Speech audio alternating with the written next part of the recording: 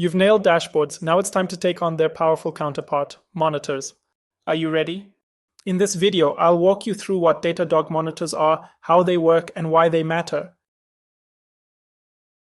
Let's kick things off by looking at the most commonly used monitor types in Datadog. So let's navigate to the monitor section and create a new monitor. Once clicked, you will arrive to the new monitor page. At the top here, the first monitor is a metric monitor, the most standard one. Its behavior is simple. If a metric goes above or below a set threshold, the monitor will trigger an alert. Another type is the change monitor, which compares current values against previous ones, whether minutes, hours, or days ago, to detect unusual behavior. Datadog also offers 3 machine learning-powered monitor types for smarter alerting. First is the Anomaly Monitor, which learns from historical trends to spot when something deviates from the norm. Take Airbnb, for example. Booking behavior differs by day of the week. An Anomaly Monitor would know that a Monday spike is expected, but flag a sudden dip instead. These patterns are often cyclical and dynamic, so using Anomaly Detection helps you quickly identify when today's values don't align with usual expectations. Next is the Outlier Monitor. It compares similar systems, like servers behind a load balancer, to identify any that are behaving differently. If you have multiple servers behind a load balancer, you'd expect them to perform similarly. When one doesn't, it might point to a problem, like a scraper hammering your site. This happened to a Datadog customer in the streaming business and finally took measure to prevent scraping. The third ML-based option is forecasting. It predicts future values based on past data trends. Forecast monitors help anticipate capacity needs. For example, predicting when a disk might run out of space or if you're nearing budget limits. We'll cover additional monitor types like log monitors and composite monitors in future videos. Some monitors are tailored to specific use cases like hosts, APM traces, CI/CD pipelines, or even combining multiple conditions using composite monitors. For example, you might want to alert when errors exceed 5%, but only if your site has over 1,000 visits, which is where composite monitors shine. And others could be interesting, such as log monitor, and depending on the solution that you're using. Let's take a moment to explore monitor templates before creating anything from scratch so you can get started in seconds. Before diving into setup, check out the Browse Templates section. Datadog provides ready-made templates based on popular technologies. These templates are pre-configured and aligned with best practices, making it easy to get started, especially with platforms like Kubernetes. Here are a few monitors on Kubernetes, for instance, in case you don't know where to start. Let's select one. You can see that some information are already filled up, getting you closer to your monitoring goal. Now let's dig into the query setup and define when alerts should fire. Time to create our first metric monitor step by step. Once you select a metric monitor, you'll go through a multi-step setup process. Step 1 is selecting a detection method. Choose from threshold, change, anomaly, outlier, forecast, and more. Let's keep it simple with a threshold-based alert, though I encourage exploring the other detection types too. I'll adjust the time window to 1 day to ensure there's enough data to work with. Here I'm focusing on error metrics from my Versal environment, filtered by project, environment, and branch. I'm interested in tracking the error rate, so I'll calculate it as a percentage. Errors, executions, x 100. We can observe the error rate and confirm that values are low, which is expected. Let's expand the time frame to confirm. Now let's define when the alert should trigger. In my case, I'll set it to activate if the error rate exceeds 5% over a 30-minute window. Let's also review the option in case no data is coming. There are more advanced settings here, but we'll cover those in another video. So far, everything looks good. Let's now customize the alert message. This is often an overlooked option, which could greatly impact your resolution time. So far, everything looks good. Let's now customize the alert message. Here's where you craft a meaningful alert message, a sort of mini playbook that helps you troubleshoot, even if you're woken up at 3 a.m. If you look in the placeholder, you can an example of the structure of a good message. LLMs can also help you craft them. I'll personalize the message using variables like the project name, so it dynamically adapts based on the context of the alert. With that, if I have 50 projects in Vercel, this monitor is now universal for each independent one. Now let me copy a pre-made message prepared earlier. Notice how the message uses conditional blocks like is _alert and is recovery. These tailor the message depending on the alert state. These are basic if-else conditions. You'll find more of them in the Datadog documentation.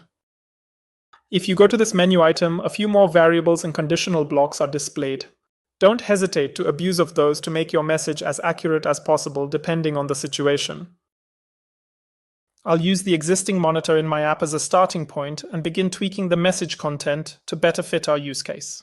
I've already identified the project name from the context. Great. That gives us a clear variable to work with.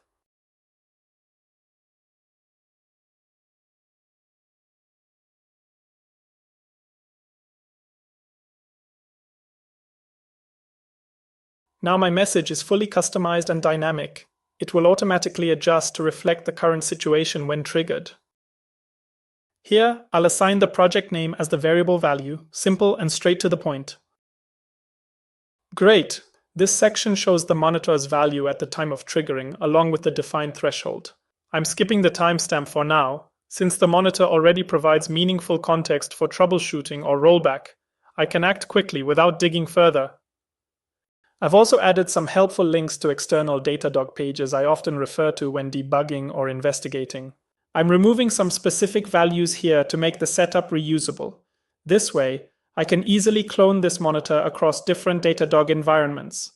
This monitor tracks Vercel logs for status errors, so I'll now pick the relevant dashboard where this data will be visualized.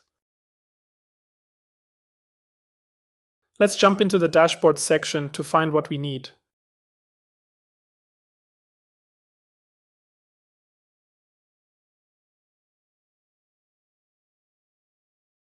I could use one of my custom dashboards, but to keep it straightforward, I'm selecting the Vercel integration dashboard instead.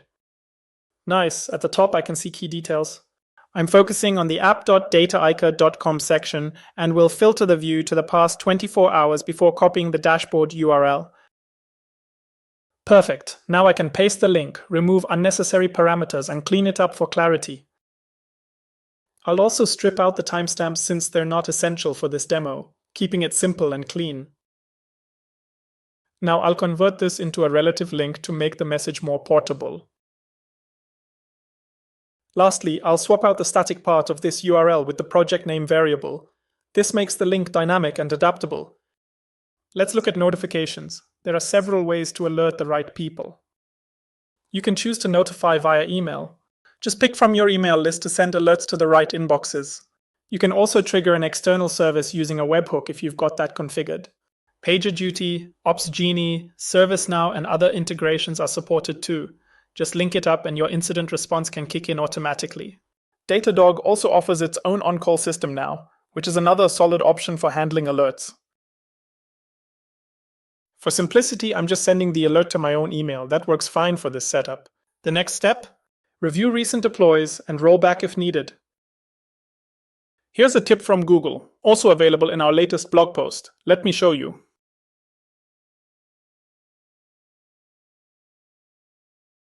This is a quote from the Google SRE book. When humans are necessary, we have found that thinking through and recording the best practices ahead of time in a playbook produces roughly 3 times improvement in MTTR compared to the strategy of winging it. That's exactly what we are doing here. This monitor acts as the first step of your incident response playbook.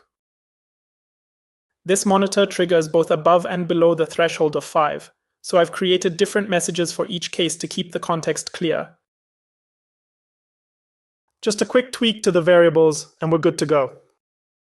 Timestamps are optional here, so I'm removing them to simplify the message. Any content placed outside the conditional blocks will apply across all trigger types, universal content basically. For example, I'm adding variables like the project ID, project name, and branch. These make the message more relevant and personalized. And that's it, our first monitor is set up and ready to fire. Not sure about which variables to use? There's a handy shortcut right here for quick reference. You can also check the right side panel to see all available variables and conditional formatting options to make your messages even smarter. Be sure to explore that panel. It's super useful for crafting dynamic and context-rich alert messages. Now let's wrap things up with tag-in permissions and other final settings that will enhance the integration in the overall platform. Before moving on, let's review a few final settings, starting with tagging, which plays a crucial role in organizing and correlating data. You can assign tags to indicate which team owns this monitor. This doesn't affect how the monitor evaluates, it's purely about clarity and ownership. In this example, I'm tagging Dataiker as the team. I'm also selecting the relevant environment and service. These tags will help link everything together in Datadog. Tagging connects the dots across Datadog, APM, logs, infrastructure, and more. It's how everything ties together for better visibility and troubleshooting. Setting the right priority helps define how urgent this alert is. Once your tags are set, you're pretty much ready to go. Last but not least, permissions. If you're collaborating, make sure only the right people have access to edit this monitor, so it stays secure and intact. That way, no accidental edits break your monitor. Click Create and you're done. Our new monitor is now live. You'll start seeing data come in shortly. Right now there's no data, but the next evaluation cycle will kick in and everything should run smoothly. Let's dive into the monitor list to see everything at a glance and downtimes to ensure you don't get alerted when it is not needed. Now that we've created a monitor, let's explore the full list to get a broader view of what's active. This view shows all monitors in your account. Mine's a bit quiet right now, but it's a great place to get the full picture. On the left, you'll see filter facets, like teams. These are super helpful if you're in a big org and want to focus only on what's relevant to your group. Instead of wading through every monitor, just use My Teams to zero in on the alerts your team owns. Take a moment to explore the other filters on the left, like muted status, priority, or who created the monitor. I'll walk you through some of those in a sec. In this list, you can see the monitor's state, name, associated tags, and who it notifies when triggered. To set a downtime, just head to the Monitor tab and select Downtimes. You can create rules here. We'll go deeper on that in a future video. I just wanted to give you a heads up that this feature exists. Downtime silence notifications temporarily. Your monitors still run but won't ping you. It's perfect for cases where alerts would just create noise, like during a planned maintenance window. There's also a triggered view, where you can see which monitors are currently firing and the tag combinations involved. One final feature worth checking out is monitor quality. Datadog gives suggestions to improve alerting logic and avoid noisy or ineffective monitors. That wraps up this guide to Datadog Monitors. If you found this helpful, be sure to check out our other tutorials, and don't forget to subscribe for more tips. Thanks for watching and happy monitoring!